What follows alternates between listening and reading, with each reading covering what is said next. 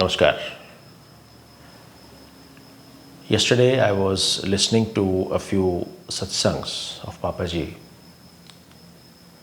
and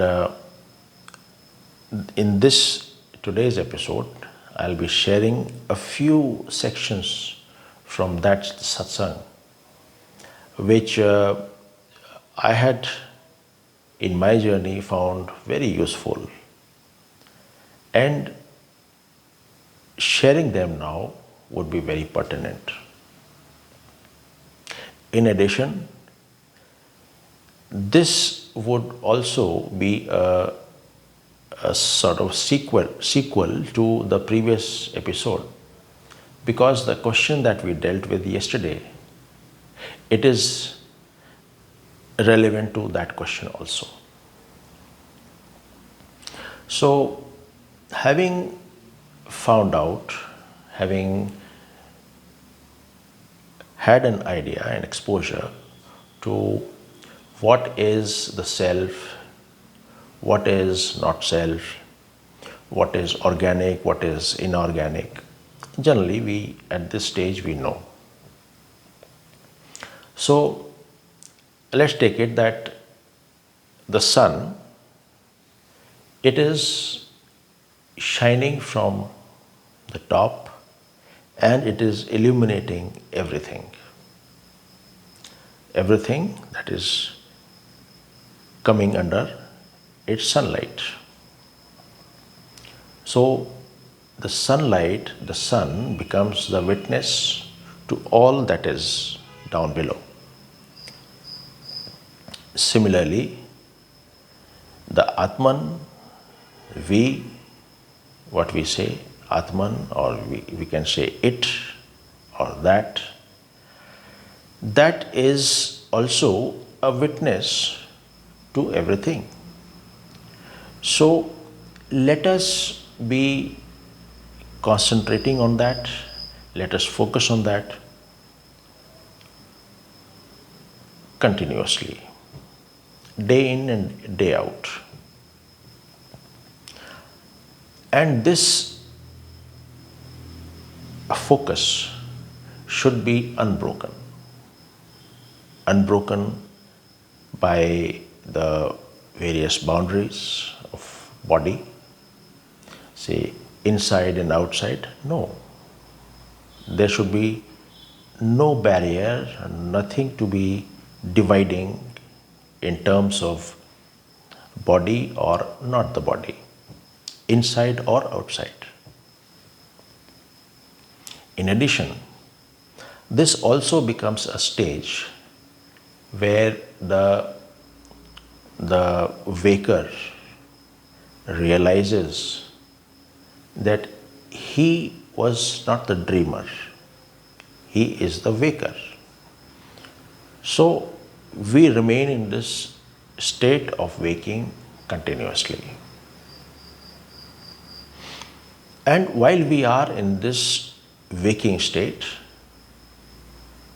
we would naturally transition to the next stage, and at that stage is where we would be able to, having removed, having discarded everything in the previous stages, only the ego over here remains. That is the one who has been discarding, the one who has been perceiving, the one who has been identifying himself, the one who is the waker. That waker still exists. That is, at this stage, the last stage, the waker also has to go, which means we have to give up our ego and identify totally with it, with the Atman. That is to say, once we have renounced the ego, everything gets renounced. Now there is nothing, only that Atman remains. And when that Atman remains, it is a state where not even I remain, because ego is already dissolved.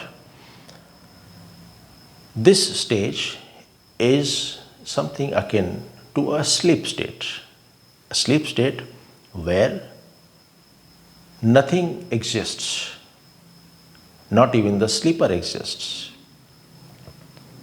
not even the outer world exists, nothing exists. So, in this state, if we are established, we continue with our worldly activities totally, totally unaffected by the external environment, and always being in that state. Like you would have, we all would have seen a child. A child, when he is eating a chocolate, his mother is scolding him, but he is eating it. When sometimes it happens that when mother is scolding him, he is quiet, he is not chewing. When she goes out, he starts chewing. It makes no difference what his mother said. All those of us who are married, many of us would have realized and used this tool so many times. When we are caught on the wrong foot, we would just be quiet, not saying anything, not doing anything, or not feeling anything. Thereafter, when that spell is over, again pick up the glass and continue as if nothing had happened. This is what we all would have, many of us would have done. Same thing is needed here. That is, we continue with the affairs of the world, not getting engaged by our senses, rather not getting affected by the result of engagement of our senses into this world.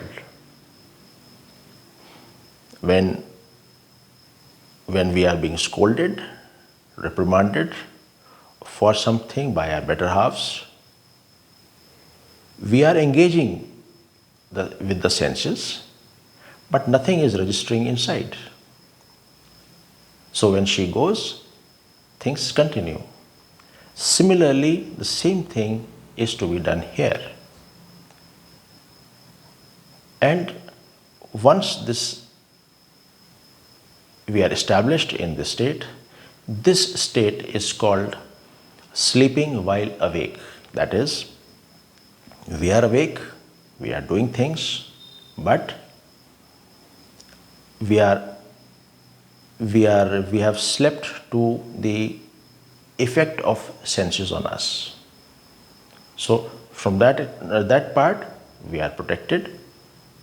The effect is not coming to us, and we are continuing with our daily activities with complete composure and calmness. This is what is the deep sleep state and sleeping while awake. This is the experience. This was my maiden experience with Papaji also. Thank you.